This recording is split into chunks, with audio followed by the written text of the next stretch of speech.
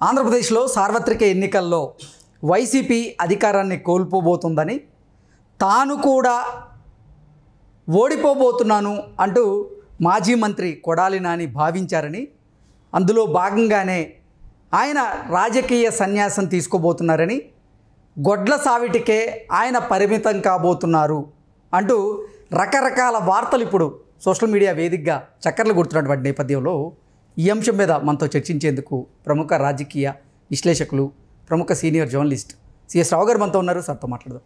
CS రావు గారు నమస్తే. నమస్తే సార్, రానున్నటువంటి ఫలితాలలో వైసీపీ అధికారాన్ని కోల్పోబోతుందని కొడాలి నాని భావించాడని, అందుకే తాను రాజకీయ సన్యాసం తీసుకోబోతున్నారని, ఈవెన్ తాను కూడా ఓడిపోబోతున్నాడని తను గ్రహించాడని, అందుకే ఆయన రాజకీయ సన్యాసం తీసుకొని గొడ్ల సావిటికి పరిమితం కాబోతున్నారు అంటూ రకరకాల వార్తలు వస్తూ ఉన్నాయి. సార్, ఏంటి అసలు వీటి మీద మీ విశ్లేషణ ఏంటి? సో ఎప్పుడు కూడా పరిస్థితులు అన్నీ అనుకూలంగా ఉండవు ఎవరికి కూడా. అందుకే ఎదిగే కొద్దీ ఒదిగి ఉండాలి అని అంటారు. ఆ పాట కూడా ఏదో ఉంది, ఎదిగే కొద్దీ ఒదిగి ఉండాలని. కొడాలి నాని ఏదో వాపుని చూసి బల్బ్ అనుకున్న అన్నట్టు అతను వరుసగా గెలుస్తూ వచ్చాడు. తెలుగుదేశం పార్టీ తరఫు నుంచి గెలిచాడు వరుసగా, అలాగే వైఎస్ఆర్ కాంగ్రెస్ పార్టీ నుంచి కూడా గెలిచారు. 4 సార్లు గెలిచారు వరుసగా గుడివాడ నుంచి. ఆ గెలుపుని తన సొంత గెలుపుగా భావించాడు ఆయన. అసలు జీరోలో ఉన్నటువంటి కొడాలి నానిని హీరో చేసింది తెలుగుదేశం పార్టీ. ఆ హీరో నుంచి సూపర్ హీరోగా మారాను, వైఎస్ఆర్ కాంగ్రెస్ పార్టీలో చేరి అని చెప్పి ఆయన అనుకున్నారు. ఇప్పుడు సీన్ కట్ చేస్తే గుడివాడలో ఓడిపోయేటువంటి పరిస్థితి ఉందని చెప్పేసి తెలుస్తుంది. దానికి కారణం ఏంటి అని అంటే 2019 నుంచి ఇప్పటి వరకు, ఇటీవల వరకు ఆయన వాడినటువంటి పదజాలం, ఆయన నారా ఫ్యామిలీ మీద, నందమూరి ఫ్యామిలీ మీద చేసినటువంటి కామెంట్స్, ఇవన్నీ కూడా ఆయన ఓటమికి కారణం అవుతున్నాయి అని చెప్పి చెప్పచ్చు. రాజకీయాల్లో విమర్శలు, ప్రతి విమర్శలు, ఆరోపణలు, ప్రత్యారోపణలు ఇవన్నీ సహజం.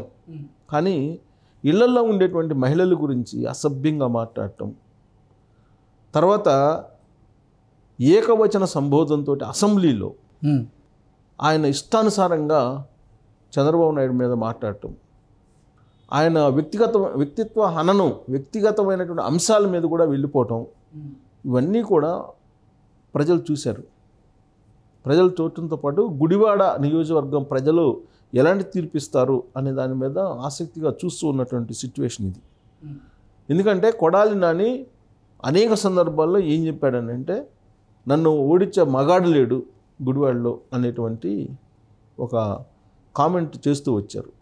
ఆయన సవాల్ చేస్తూ వచ్చారు, ఛాలెంజ్ చేస్తూ వచ్చారు. చంద్రబాబు నాయుడు మీటింగ్ పెట్టమును చూస్తానని కూడా, మీటింగ్ పెట్టడానికి కూడా ధైర్యం చేయలేడు చంద్రబాబు నాయుడు అనేటువంటి విధంగా ఆయన మాట్లాడాడు. అలాంటి సందర్భంలో ఆడ తెలుగుదేశం పార్టీ గెలవబోతుంది, వైఎస్ఆర్ కాంగ్రెస్ పార్టీ ఓడిపోబోతుంది అనేది తాజాగా వస్తున్నటువంటి ఇన్ఫర్మేషన్. పైగా దాన్ని తగిన విధంగానే ఇప్పుడు పోలింగ్ అయిపోయిన తర్వాత కొడాలి నాని బిహేవియర్ కూడా ఉంది. ఒకవేళ ఏమాత్రం గెలిచే అవకాశం ఉంటే కొడాలి నాని మీడియా ముందుకు వచ్చి ఏ విధంగా మాట్లాడుండేవాళ్ళు అనేది అందరికీ తెలుసు, మనమే ప్రత్యేకంగా చెప్పవసరం లేదు. సోకాల్డ్ ఫైర్ బ్రాండ్స్ ఎవరైతే ఉన్నారో వైఎస్ఆర్ కాంగ్రెస్ పార్టీలో, వాళ్ళందరూ ఇప్పుడు మౌనం వహించారు, ఎవ్వరు ముందుకు రావట్లా. ఎవరైతే ఫైర్ బ్రాండ్స్, లేదంటే fire brand means Chandrababu Naidu ఫ్యామిలీని తిట్టేవాళ్ళే వాళ్ళు ఫైర్ బ్రాండ్స్. విధానపరమైనటువంటి అంశాల మీద నోరు విప్పేటువంటి లీడర్లు కాదు వాళ్ళు. కేవలం వ్యక్తిగతమైనటువంటి దూషణలు, వ్యక్తిగతమైనటువంటి జీవితంలోకి వెళ్ళటం, ప్రైవేట్ జీవితంలోకి వెళ్ళటం, లేదంటే గాసిప్స్ని క్రియేట్ చేసి వాళ్ళ మీద వేయటం, ఇలాంటివన్నీ చేసేటువంటి బ్యాచ్ వాళ్ళే ఇప్పుడు వైఎస్ఆర్ కాంగ్రెస్ పార్టీకి ఫైర్ బ్రాండ్స్గా కొనసాగుతూ వచ్చారు. వాళ్ళెవ్వరూ ఇప్పుడు పోలింగ్ తర్వాత కనుమరుగయ్యారు, ఎవ్వరు కనిపించట్లేదు. దానికి కారణం ఏంటంటే ప్రజలు చీత్కరించారనేటువంటి విషయం ముందుగానే వాళ్ళు గ్రహించినట్టు మనం భావించాలి. లేదంటే వాళ్ళు మీడియా ముందుకు వచ్చేసి మాట్లాడిన వాళ్ళే. ఇప్పుడు మనం ఆ లిస్టులో మనం చూస్తే కనుక కొడాలి నాని ముందు వరుసలో ఉంటాడు, వల్లభనేని వంశీ, రోజా, అంబటి రాంబాబు, గుడివాడ అమర్నాథ్, వీళ్ళందరూ ఉన్నారు. చాలా లిస్టు దాదాపు ఒక 10 మంది. వాళ్ళు ఎవ్వరు కనిపించట్లా. పేరు నాని, అనిల్ కుమార్ యాదవ్ వీళ్ళెవ్వరు ఏమీ కనిపించట్లేదు, ఎక్కడ కూడా సౌండ్ లేకుండా ఉంది. దానికి కారణం ఏంటంటే ప్రజలు గమనించారు, ప్రజలు తగిన బుద్ధి చెప్పబోతూ ఉన్నారు అనేది పోలింగ్ రోజున వాళ్ళకి అర్థమైంది. సో ఇప్పుడు కొడాలి నానిది కూడా అదే పరిస్థితి. కొడాలి నానికి జగన్మోహన్ రెడ్డి ఫస్ట్ క్యాబినెట్లో అవకాశం ఇచ్చారు, రెండో క్యాబినెట్లో అవకాశం ఇవ్వాల.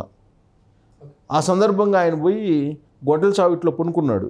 ఆ ఫోటో కూడా ఒకటి రిలీజ్ అయ్యి పెద్ద వైరల్ అయింది. గొడ్డల చావిట్లో పనుకున్నటువంటి ఇది వైరాగ్యంలోకి వెళ్ళిపోయినట్టు పనుకున్నాడు ఆయన. గొడ్డల చావిడి ఆయనది ఎలా ఉంది, అక్కడ పోయి పనుకున్నాడు. అక్కడ పనుకున్నటువంటి ఫోటో ఒకటి వైరల్ అయింది, వైరాగ్యంలోకి వెళ్ళిపోయాడు అని. సో ఇప్పుడు మళ్ళా ఆయన అదే గొడ్డల చావిట్లోకి వెళ్ళి పర్మనెంట్గా అంటే సెట్ అవుతారా అనేటువంటి ఒక పోస్టులు వైరల్ అవుతున్నాయి సోషల్ మీడియాలో. దానికి కారణం ఏంటంటే సొంత మనుషులే, ఆయన అనుచరులుగా చెప్పుకుంటున్నటువంటి వాళ్ళే, మైనారిటీ వర్గానికి సంబంధించినటువంటి వాళ్ళు సుమారు 7 కోట్ల రూపాయలు లేపేశారు, 7 కోట్ల రూపాయలు తీసుకెళ్ళిపోయారు ఎన్నికల సందర్భంగా అనేటువంటిది ఒకటి వినిపిస్తుంది. ఇప్పుడు ఆయన తన అనుచరులు ఉన్నారు, తనకేం కాదు, తనకు నమ్మకస్తులు ఉన్నారు అని చెప్పి అనుకున్నాడు. ఎన్నికల సమయంలో ఓటర్లకి పంచాల్సినటువంటి అమౌంట్లు 7 కోట్ల రూపాయలు వాళ్ళ అనుచరులే తీసుకెళ్ళిపోయారు అనేది. ఇప్పుడు దాని మీద విచారణ చేయాలి. విచారణ చేయాలంటే అది దొంగ డబ్బు బ్లాక్ మనీ మీద విచారణ చేయాలని చెప్పి ఈయన కంప్లైంట్ చేయలేడు. సో ఇలాంటి పరిస్థితుల్లో ఉన్నాడు ఇప్పుడు కొడాలి నాని. డబ్బు పోయింది, పరువు పోయింది, ఓటమి ఎదురు చూస్తుంది. ఇవన్నిటి మధ్యలో ఇప్పుడు కొడాలి నాని ఉన్నారు అని చెప్పి చెప్పచ్చు. ఇప్పుడు కక్కలేక మింగలేనట్టు పరిస్థితిలో ఉన్నారు. అధికారమా రాదు ఆ పార్టీకి. ఒకవేళ అధికారం వస్తే ఆ 7 కోట్ల రూపాయలు ఎవరైతే తీసుకెళ్లారో వాళ్ళ నుంచి రాబట్టే అవకాశం ఉంది ఇండైరెక్ట్గా. కానీ ఇప్పుడు అధికారం కూడా వచ్చేటువంటి పరిస్థితి లేదు. అంటే 7 కోట్ల రూపాయలు బూడిదలో పోసిన పన్నీరే. అవి ఎవరు తీసుకెళ్లారో వాళ్ళ మీద ఎంక్వైరీ చేసేటువంటి పరిస్థితి కూడా ఉండేటువంటి అవకాశం కూడా లేదు. సో కాబట్టి బినామీలుగా ఉంటూ కొంతమందికి వీళ్ళు చేసినటువంటి నిర్వాహకం, అటు వల్లభనేని వంశీ కానీ కొడాలి నాని కానీ వాళ్ళకే తిరిగి అప్పచెబుతుంది విధి. ఇదే కర్మ సిద్ధాంతం అనేది ఇప్పుడు గుడివాడలో వినిపిస్తున్నటువంటి మాట. సో ఇప్పుడు గుడివాడలో కొడాలి నాని అంటే ఓడిపోయేటువంటి వ్యక్తి, అక్కడ యార్లగడ్డ వెంకట్రావు గెలవబోతూ ఉన్నాడు అని చెప్పి చాలా క్లియర్గా రిపోర్ట్స్ వస్తున్నటువంటి క్రమంలో ఇప్పుడు కొడాలి నానికి ఫైనల్గా పశువులు ఉండేటువంటి దొడ్డి కరెక్ట్, అక్కడికే కొనుక్కుంటాడు అని చెప్పి విమర్శలు సోషల్ మీడియాలో వస్తున్నాయి. అందుకే ఇప్పుడు కేటీఆర్ చెప్తుంటాడు, ఎడ్డోడైనా మడ్డోడైనా మనోడే కావాలని ఏదో సామెత చెప్తుండేవాళ్ళు.